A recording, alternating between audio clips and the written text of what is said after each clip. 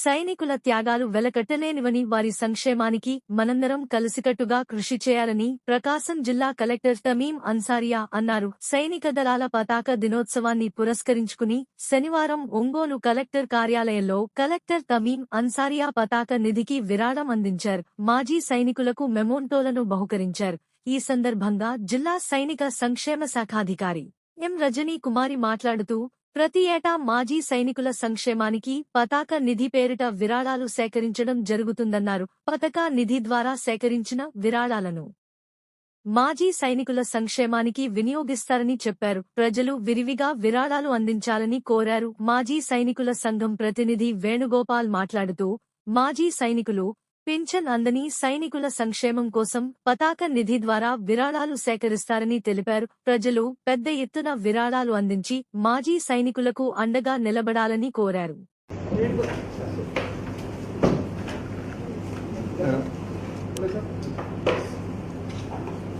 Second highest ఇద్దరు ex servicemen association honorary captain B Obles గారు and team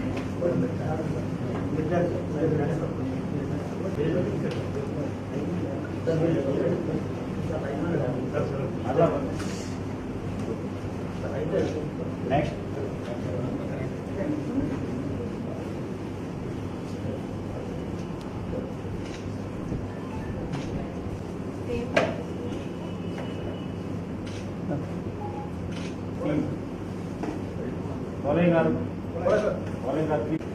గారు సిటీ ఆఫీసర్ కె బ్రహ్మయ్య గారు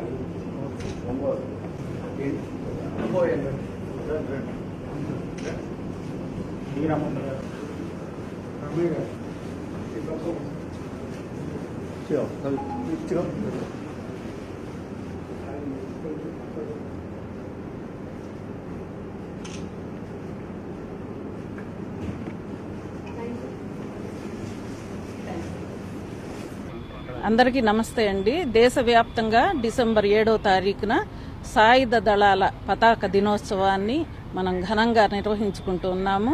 ఈ సందర్భంగా మరి దేశం పరిరక్షణలో ప్రాణాలు అర్పించినటువంటి అమర జవాన్లకి ఘనంగా నివాళి అర్పించడం జరుగుతూ ఉంది. ఆ తర్వాత వారి సహాయార్థం మనము నిధిని సేకరించి వారి కుటుంబాల యొక్క క్షేమం కోసము మరియు వెల్ఫేర్ కోసము ఆ నిధిని ఉపయోగించడం జరుగుతూ ఉంది. కాబట్టి అందరూ కూడా మరి సానుకూలంగా స్పందించి నిధిని అందించవలసిందిగా కోరుతూ ఉన్నాము. జై భారత్, జై హింద్. నేను సుధార్ మేజర్ సెట్లం వేణుగోపాల్, కంబం మాజీ సైనికుల సంఘం నుంచి మాట్లాడుతున్నాను. మీ అందరికీ తెలుసు, ప్రతి సంవత్సరము డిసెంబర్ 7వ తారీఖున సాయుధ దళాల పతాక నిధికి విరాళాలు సేకరించాలనేది. అది ఎందుకంటే యుద్ధంలో గాయపడిన సైనికులు కానీ, సైనిక కుటుంబాలు కానీ, నాన్ పెన్షనర్స్ కానీ వాళ్లకు ఆదుకోవడానికి ఈ పథకం చాలా ఉపయోగపడుతుంది. కాబట్టి మాజీ సైనికులు మరియు ఇక్కడ ఉండే ఉద్యోగులు కానీ, తర్వాత పుర ప్రముఖులు కానీ భారీగా తరలి వచ్చి భూరి విరాళం ఇస్తే దానితో ఏమవుతుందంటే మాజీ సైనికుల సంక్షేమానికి ఎంతో మేలు చేసినట్లు అవుతుంది. ఈరోజు మీ అందరి తరపున జై హింద్.